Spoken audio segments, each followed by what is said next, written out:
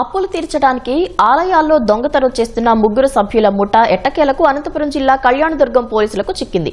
సెట్టూరు ప్రాంతానికి చెందిన మర్రిస్వామి, రాజు, శ్రీనివాసులు పేకాట, తాగుడుకు బానిసై అప్పులు చేశారు. అప్పులు తీర్చడానికి ముఠాగా ఏర్పడి కర్ణాటక, ఏపీ ప్రాంతాల్లో ఊరి చివరున్న దేవాలయాలను లక్ష్యంగా చేసుకుని దొంగతనాలు చేశారు.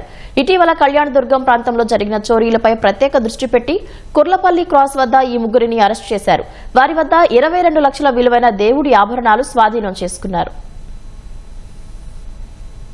ముగ్గురు అంతర్రాష్ట్ర దొంగల్ని అరెస్ట్ చేయడం జరిగింది.